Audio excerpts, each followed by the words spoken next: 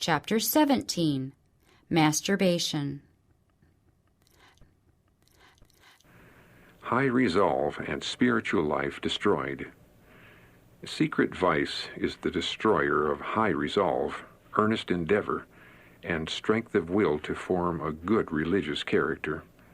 All who have any true sense of what is embraced in being a Christian know that the followers of Christ are under obligation as his disciples to bring all their passions, their physical powers, and mental faculties into perfect subordination to his will. Those who are controlled by their passions cannot be followers of Christ. They are too much devoted to the service of their master, the originator of every evil, to leave their corrupt habits and choose the service of Christ.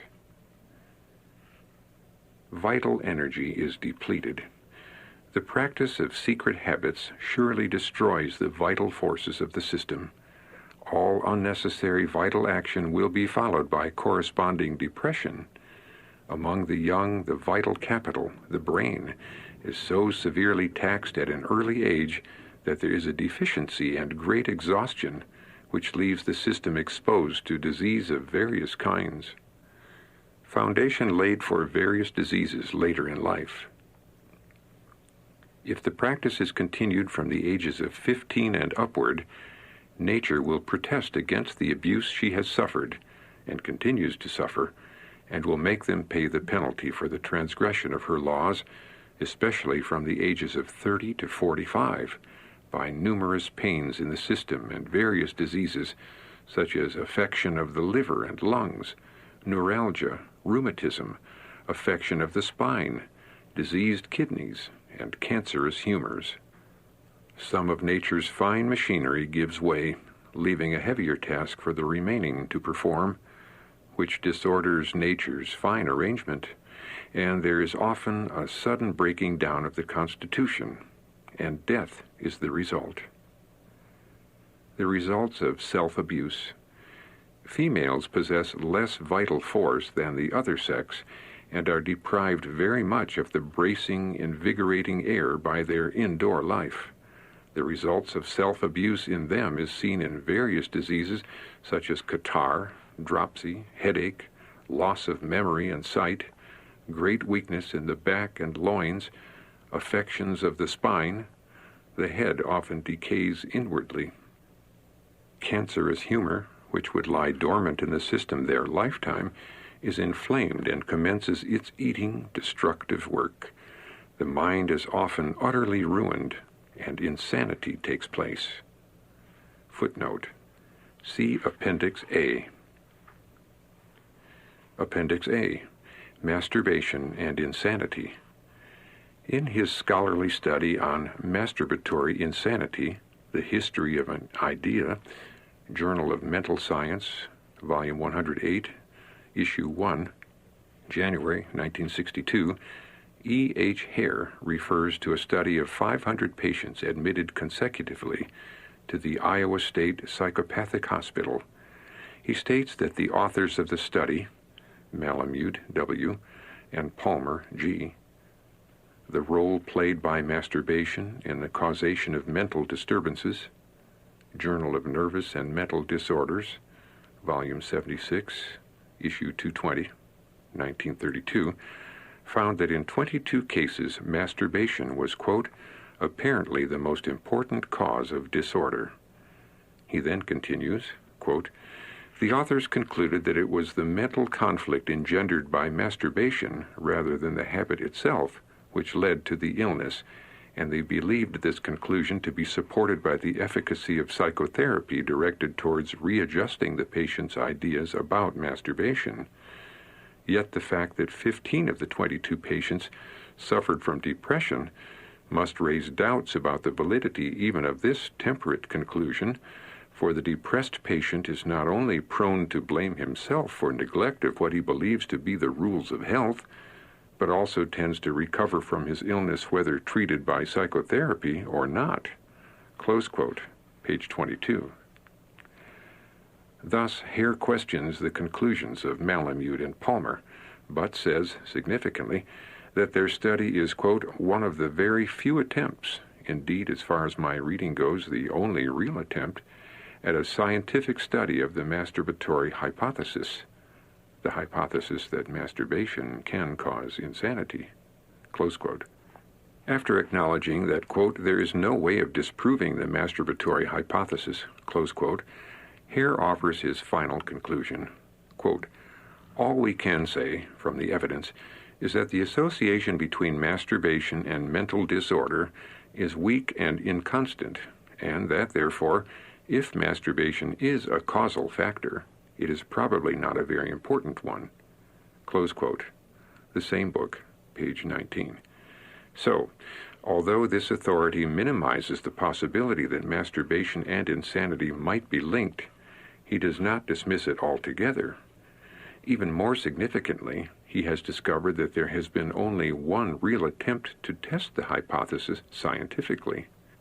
Writing of masturbation in their Adolescent Development and Adjustment, McGraw-Hill Book Company, 1965, Lester C. and Alice Crow conclude, quote, the effects of this form of sex perversion are not yet fully known, close quote.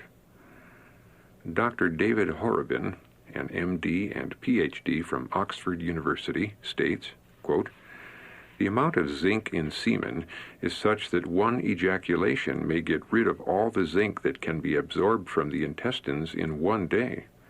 This has a number of consequences. Unless the amount lost is replaced by an increased dietary intake, repeated ejaculation may lead to a real zinc deficiency with various problems developing, including impotence. It is even possible, given the importance of zinc for the brain, that 19th century moralists were correct when they said that repeated masturbation could make one mad. Close quote. Zinc. Vitabooks. St. Albans, Vermont, 1981, page 8. This statement is similar to that made by Carl C. Pfeiffer, Ph.D., M.D., in his book on zinc. He declares, quote, we hate to say it, but in a zinc-deficient adolescent, sexual excitement and excessive masturbation might precipitate insanity. Close quote. Zinc and other micronutrients. Keats, New Canaan, Connecticut, 1978, page 45. Not all medical authorities would agree with these conclusions, yet it is significant that there are some whose study and research have led them to opinions which are compatible with the teachings of Ellen White. See Child Guidance, pages 439 to 456 for further information on this subject. End of Appendix A. One who requested prayer for healing. My husband and I once attended a meeting where our sympathies were enlisted for a brother who was a great sufferer with the tisic. He was pale and emaciated. He requested the prayers of the people of God. He said that his family were sick and that he had lost a child. He spoke with feeling of his bereavement. He said that he had been waiting for some time to see Brother and Sister White. He had believed that if they would pray for him, he would be healed. After the meeting closed, the brethren called our attention to the case. They said that the church was assisting them, that his wife was sick, and his child had died. The brethren had met at his house and united in praying for the afflicted family. We were much worn and had the burden of labor upon us during the meeting and wished to be excused. I had resolved not to engage in prayer for anyone unless the Spirit of the Lord should dictate in the matter. That night we bowed in prayer and presented his case before the Lord. We entreated that we might know the will of God concerning him. All we desired was that God might be glorified. Would the Lord have us pray for this afflicted man? We left the burden with the Lord and retired to rest. In a dream, the case of that man was clearly presented. His course from his childhood up was shown, and that if we should pray, the Lord would not hear us, for he regarded iniquity in his heart. The next morning the man came for us to pray for him. We took him aside and told him we were sorry to be compelled to refuse his request. I related my dream, which he acknowledged was true. He had practiced self-abuse from his boyhood up, and he had continued the practice during his married life, but said he would try to break himself of it. This man had a long-established habit to overcome. He was in the middle age of life. His moral principles were so weak that when brought in conflict with long-established indulgence, they were overcome. Here was a man debasing himself daily, and yet daring to venture into the presence of God and ask an increase of strength which he had vilely squandered, and which, if granted, he would consume upon his lust. What forbearance has God? If he should deal with man according to his corrupt ways, who could live in his sight? What if we had been less cautious and carried the case of this man before God while he was practicing iniquity? Would the Lord have heard? Would he have answered? For thou art not a God that hath pleasure in wickedness, neither shall evil dwell with thee. The foolish shall not stand in thy sight. Thou hatest all workers of iniquity. This is not a solitary case. Even the marriage relation was not sufficient to preserve this man from the corrupt habits of his youth. I wish I could be convinced that such cases as the one I have presented are rare, but I know they are frequent.